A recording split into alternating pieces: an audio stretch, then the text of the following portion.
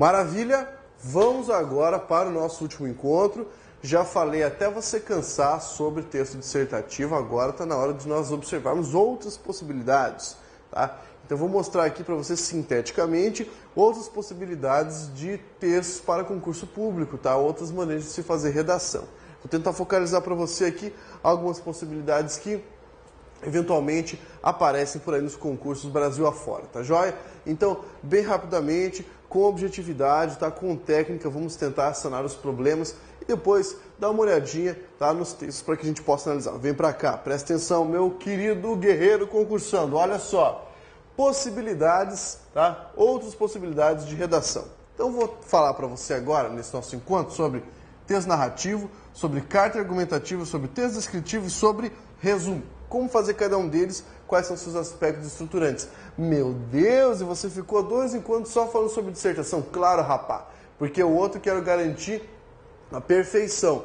Aqui você nem tem muita proposta que apareça, mas fala, então se não tem, você está dando por quê? Não é, eu não falei que não há.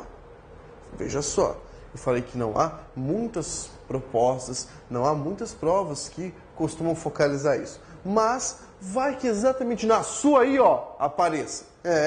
Então você tem que tomar cuidado. Segura as pontas aí, tá? Vai fazer tudo isso aqui comigo. Sabendo que, de todas essas possibilidades, você tem que entender melhor o texto narrativo e a carta argumentativa. Tá joia? Tá sussa. Vamos lá. Vou começar a falar para você agora sobre o texto narrativo. O que é narrar? Narrar é contar uma história. Tá joia? Então, como é que você conta uma história? Você faz uma sequenciação de ações, tá? Você pega ali a sequência de ações e, ó, pauleira, é assim que você faz. Pensa comigo, quando você chega pro seu colega e fala assim, velho, eu vou te contar o que rolou ontem, fui lá até a casa do Zezinho e tava rolando uma festa, vou ter que te contar o que aconteceu. Então, sabe o fulano e tal? Ó, isso é uma narração. Sempre que você conta alguma coisa, uma boa fofoca, sempre que você observa determinada reportagem que mostra todo o progresso histórico de alguma coisa, você tem um tipo de narração ali. E a boa e velha literatura nos apresenta a narração, tá joia? Narrar, sequenciar fatos, contar uma história, é isso que você vai fazer. Você vai observar quais são os aspectos estruturantes de uma narrativa. Você vai poder perceber que uma narrativa pode ou não ter um diálogo, que esse diálogo pode ser um diálogo direto, pode ser um diálogo indireto. Vou falar um pouquinho para você sobre discurso direto, indireto, direto livre, tá? É muito interessante perceber isso aí, tá joia? Então, a principal coisa que você tem que ter em mente no momento é o seguinte: como narrar é sequenciar ações, qual elemento vai ser primordial para a nossa narração, gente? A progressão. Quer dizer, a sua narrativa não pode ficar assim, ó, dando em volta em torno de si. Ela tem que progredir, tem que ser uma linha, tem que haver uma cronologia. Assim como deve haver uma linha, deve haver uma progressão na sua dissertação, que eu falei anteriormente, também deve haver aqui. O texto também tem que ter uma coerência, mesmo que seja uma coerência interna. Pode ser um evento fictício, pode ser uma ficção, um realismo fantástico ali, tá? Mas tem que haver uma coerência interna da narrativa. Joia? Joia.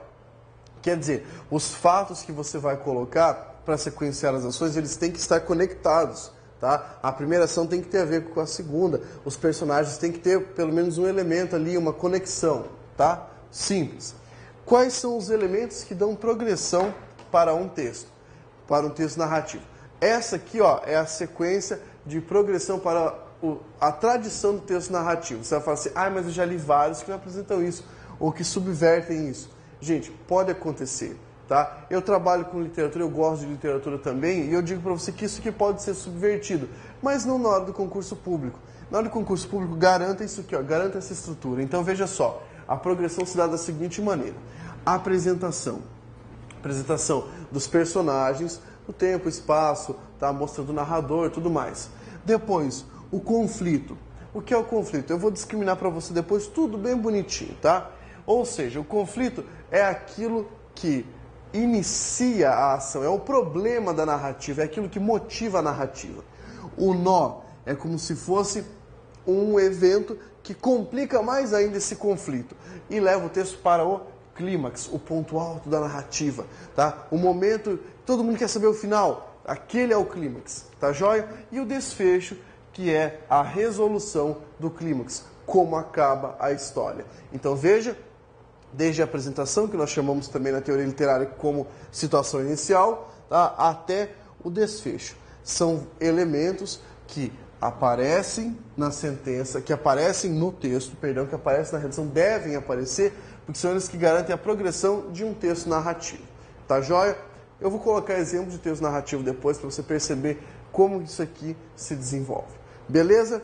Tranquilo, calmo, simples. Veja só, quais são os operadores do texto narrativo? Quer dizer, o texto narrativo tem o quê?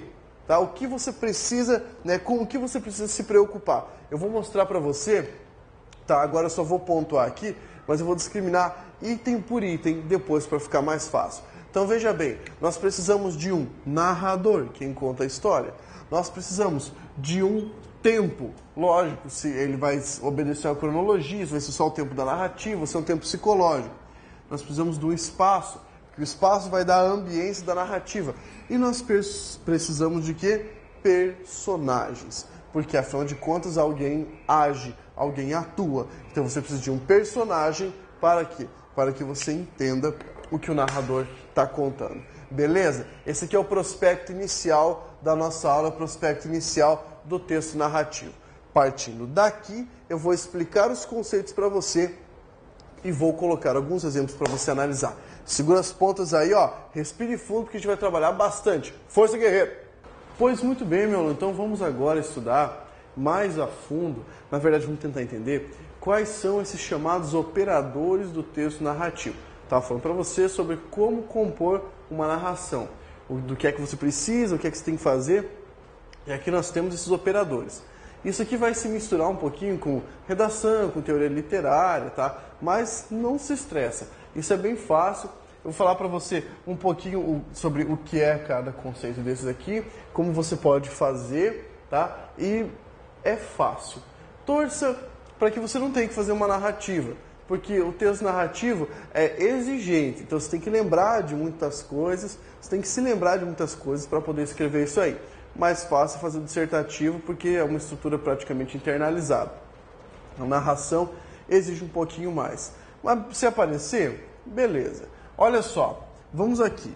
Lembrando que sempre você tem que ficar preso ao que a proposta vai exigir. Tá? Então se você tem que inserir algum elemento, se você tem que seguir um caminho específico, ou se não, você pode fazer ao seu critério. Mas olha só, nós começamos, né, falando sobre o narrador, que é um dos operadores do texto narrativo. Na verdade, é um dos principais, porque se você tem ali, ó, narrativo, vem de narrar, né, contar alguma coisa, sequenciar ações, você tem o narrador, que é quem conta, quem dá essa sequência, quem dá esse encadeamento de ações. Então, olha só, nós temos aqueles tipos de narrador chamado narrador personagem, narrador observador, mas a teoria não é unânime para falar disso. Então, eu prefiro trabalhar com você essa noção de foco narrativo. Quer dizer, que focalização é dada por quem está contando a história. Então nós podemos ter, veja só, o foco chamado de autodiegético, o foco chamado de homodiegético e o foco chamado de heterodiegético. Tá bem? Tudo muito fácil de entender, muito simples. O foco autodiegético, na verdade, é o seguinte. Você tem um narrador que vai contar uma história da qual ele é o personagem principal. Tá? Ele é o personagem principal da história, por isso que nós chamamos de autodiegético, porque a noção de diegeses é a história, autodiegético é a própria história. Então eu vou narrar para você agora um evento da minha vida. Quando eu era criança, tinha um cachorrinho saudoso, um cachorrinho chamado Lobato. Pronto, contei aqui, ó, comecei a contar uma passagem da minha vida, estou colocando como personagem do texto e, nesse caso, personagem protagonista. Aí eu falo que eu levava o Lobato para passear, eu, e vou contar a minha história só. Deixa o Lobato para lá, ele vai ser secundário. Conto a minha história, então, foco autodiegético. Ou seja, esse autodiegético vai aparecer lá para você escrever como sendo um narrador protagonista, ou narrador personagem principal. Tá bem? Homodiegético, olha só. Então, posição da narrativa, né, diegeses. Homo quer dizer parecido, então quer dizer, você vai contar a história de alguém, tá? Você vai contar uma história, mas que não é a sua história. É a história de outra pessoa, de outra coisa. Você fez parte da história, mas não era o principal, tá joia? Fez parte da história, mas não é o principal. Se você quiser um exemplo, redige um texto narrativo no qual você conte a passagem de um funcionário público que foi acusado de improbidade administrativa e você era seu colega de função e descobriu o caso. Pronto, aí ó. Você está contando a história do cara e você estava presente ali, mas você não era o principal. Beleza? Fácil, simples, tranquilíssimo. Heterodiegético, tá? No heterodiegético, então você tem a posição da narrativa, quer dizer o quê? Não é a sua história, é a história de outra pessoa e você não faz parte dessa história. É aquilo comumente chamado de narrador-observador. Narrador-observador, aquele que não participa, aquele que apenas vê, ou aquele que apenas tem consciência do que é narrado, tá bem? A estratégia de narrar é muito importante porque você ali quem conta, quem nos apresenta a narrativa. Muito fácil de entender. Não esqueça que todo narrador tem que estar bem pontuado. Afinal de contas, é ele quem traz os eventos à tona. Tá bem? Muito fácil, pegamos essa ideia de narração, super simples. Não esqueça, tá? Quando você for escrever um texto narrativo, deixar claro como é esse narrador. Aí, tempo. O tempo significa o quê? Quando acontece a determinada ação. Quando o texto rola, quer dizer, quando aconteceu o fato narrado. Você pode ter 3 tempos basicamente. Tempo cronológico, tempo psicológico e tempo da narrativa. Pablo, se isso cair num concurso público, qual tempo devo usar? Qual é o melhor tempo para utilizar? Esse aqui, ó, cronológico. Por quê? Porque tempo psicológico e tempo da narrativa são estratégias mais sutis e você precisa de muita destreza na escrita para poder utilizar. Vamos aqui focalizar um pouquinho o que significa falar tempo cronológico, psicológico e tudo mais. Cronológico é aquele do quê? Do relógio, ou seja, aquele que dá para você o dia, a hora, tá bem? Pontua para você cronologicamente e monta uma linha do tempo. Começo da narrativa, meio da narrativa e fim da narrativa. Sem início, meio e fim marcados cronologicamente. Então tem no dia seguinte, na semana seguinte, no mês seguinte, no dia anterior, na hora posterior e daí para frente. Você utiliza uma marcação cronológica. É o mais seguro para você utilizar em um texto narrativo. Por quê? Porque mostra que você não esqueceu de nenhum elemento do texto narrativo. Tempo psicológico. O que é dizer que você escreveu o texto com tempo psicológico? Não há uma marcação rígida. O tempo aqui está preso à cabeça de quem? Do seu narrador. Então, quem está contando a história lá, tá? Blá, blá, blá, blá. É aqui, ó, que se passa esse tempo. Ou seja, não há marcações, não há uma marcação específica. Então, ao mesmo tempo que meu personagem está adulto, ele pode ser criança, você só fala, puta, mas isso é inverossímil. Então, alguns autores da nossa literatura, a exemplo da Clarice Lispector, tá? Utilizavam o foco psicológico, tá? Esse tempo psicológico. Ah, você vai utilizar, você aí que não é escritor famoso, que está querendo passar no concurso público? Aqui, rapá, vai usar uma coisa dessa aqui extravagante e ver se você vai conseguir. Vai tomar um redondinho, né? Então você fica esperto. Tempo da narrativa. Acontece quando você não tem marcação cronológica e o tempo não é também essa loucura psicológica. É o quê? Você só marca por até, depois, tá? Depois, então, posteriormente. Você tem o tempo da narrativa, você não faz marcação, você só sabe que o texto progride. Tá? Progride do ponto em que começou, do ponto em que acabou. Mas não há uma marcação temporal estrita, beleza? Mas como eu já falei para você, se for escrever texto narrativo no concurso público, meu querido, ó, você vai focalizar aqui, tá joia? Focaliza no tempo cronológico, porque daí você entra bem, beleza? Sussa. Então olha aqui. E agora o espaço é outro operador da narrativa. Que operador é esse? O espaço tem a ver com o lugar. Lugar em que você ambienta, se bem que o conceito de ambientação para teoria literária é outra coisa, tá? Mas é um espaço em que ocorre determinada ação. Você pode ter o chamado espaço aberto e você pode ter o chamado espaço fechado. O que é isso?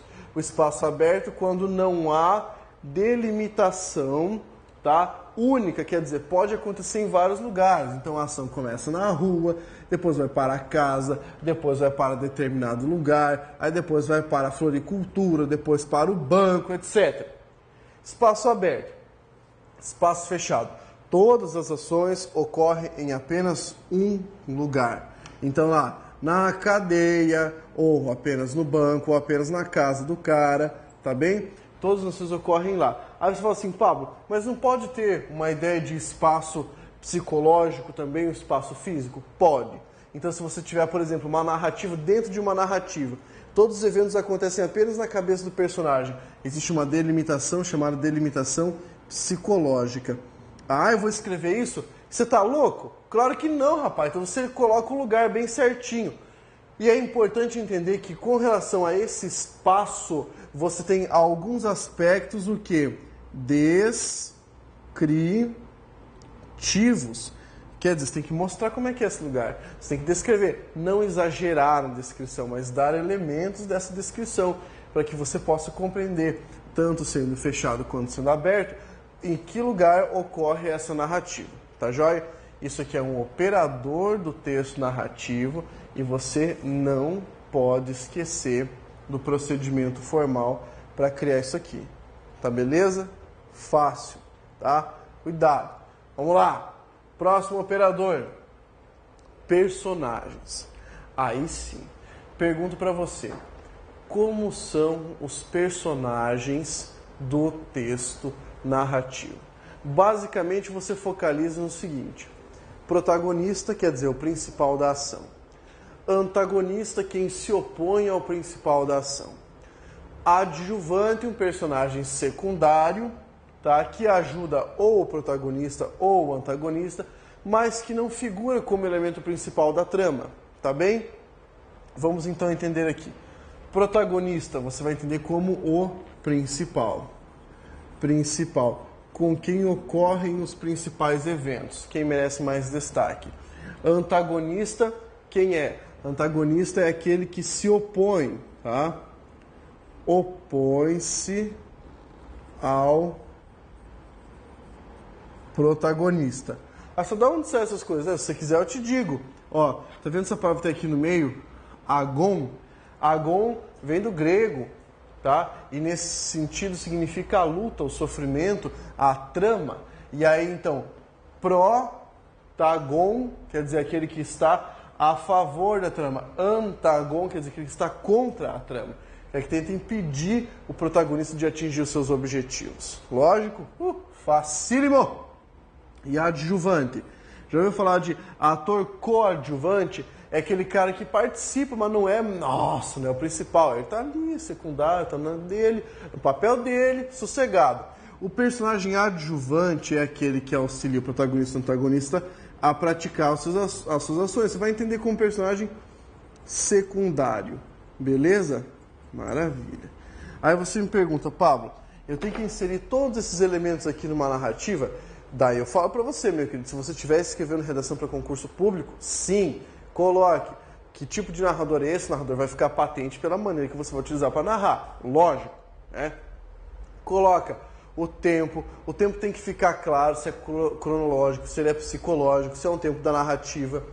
O espaço, coloque, pontue lugares, tá? Descreva que tipo de lugar é esse, descreva como é esse lugar, por favor, para você poder entender isso aqui. Personagem.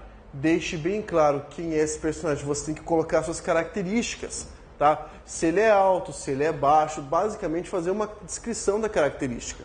Compreendeu? Você precisa aqui, ó, quando fala sobre o seu protagonista ou antagonista ou quaisquer personagens, entender que eles podem ter aqui, ó, nessa ideia de descrição, características que nós vamos definir como características físicas, tá?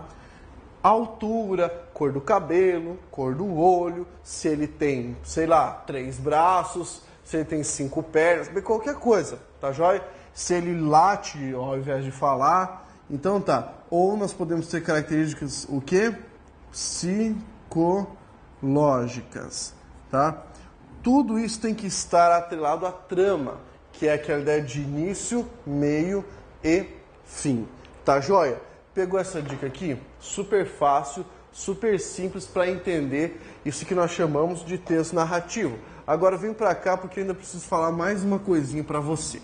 Olha só, quando eu falo para você do texto narrativo, é super importante você ter em mente que algumas propostas exigem de você um diálogo. Quer dizer, você precisa marcar a sua narrativa com um diálogo. E daí eu digo, você tem que inserir um diálogo necessariamente?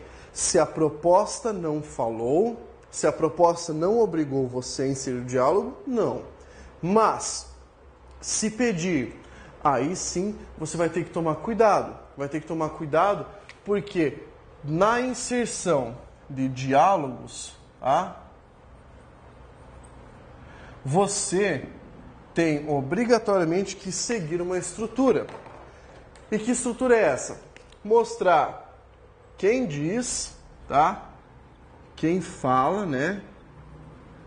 O que fala através daquela famosa estrutura.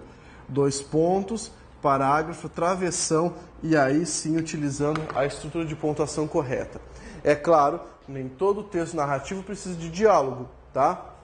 Mas se houver, você tem que inserir. Se houver necessidade, quer dizer, se houver obrigação da banca, se a banca pedir para você, olha, insira o diálogo, tudo mais, ou mostre uma situação em que 2 pessoas estão conversando e que apareça sentença tal ou assunto tal, aí você deve inserir. Do contrário, não. Tá joia? Do contrário, você é livre para inserir ou não o seu diálogo. Tá bem? Isso aqui é muito, muito simples. Tá joia?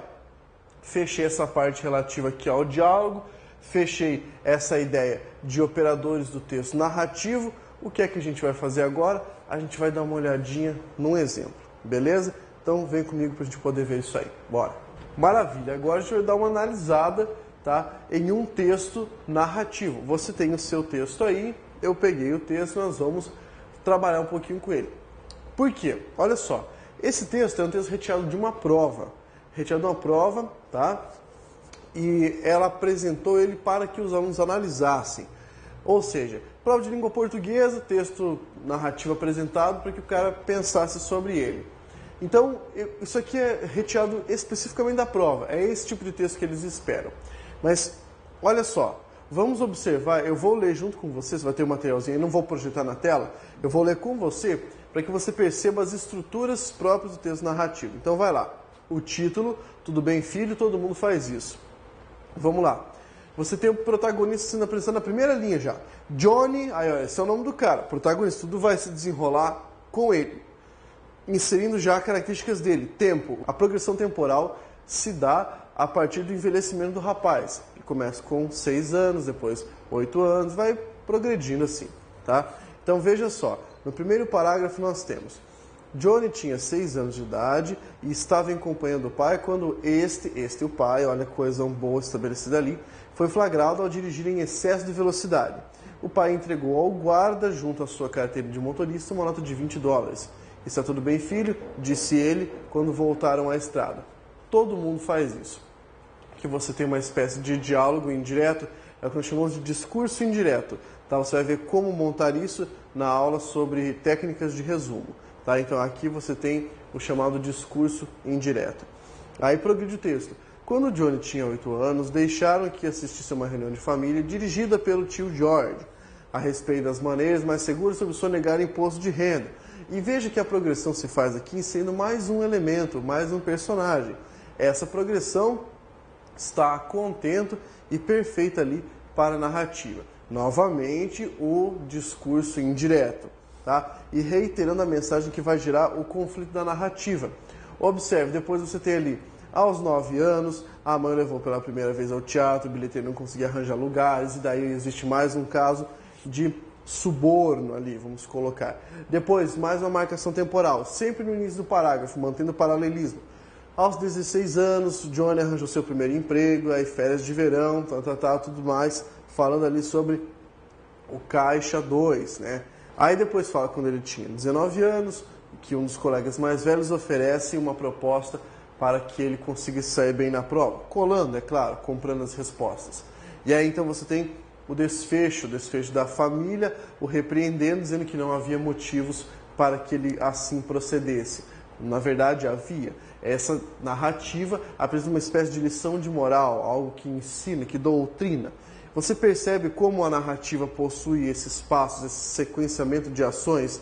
Começa de uma maneira, apresentando, vai se desenvolvendo a narrativa e ao final mostra o conflito ali que surge e a resolução do conflito. Você teve todos os operadores ali. Narrador, você tinha um narrador que não participava da história, heterodiegético. Você teve o personagem protagonista ali, o rapaz, Johnny, sendo descrito na sua idade, tudo mais, algumas outras características. Pai, mãe de Johnny, tio de Johnny, colega de Johnny, tudo mais. O local em que se passa são local aberto, porque são locais distintos aqui. Então você teve aí um texto narrativo, tá bem? Deixa aqui fazer uma ressalva. Não é sempre que isso aparece em concursos públicos, mas, caso apareça, você já está municiado e já sabe como proceder. Tá joia? A dica é, faça a leitura de textos narrativos para ficar mais fácil. De preferência, leia contos. E aqui eu sugiro, leia alguns contos de Rubem Fonseca ou Machado de Assis, tá? São ótimos contistas, isso ajuda você a expandir seus horizontes literários. Dalton Trevisan, uma boa pedida também. José J. Veiga, se conseguir os contos dele, vai fazer muito bem, só vai aumentar o seu leque de possibilidades. Lendo, nós aprendemos a escrever melhor. Tá joia? Vamos então para o nosso próximo tópico. Força, guerreiro, continue estudando aí e confiando na gente. Vamos lá!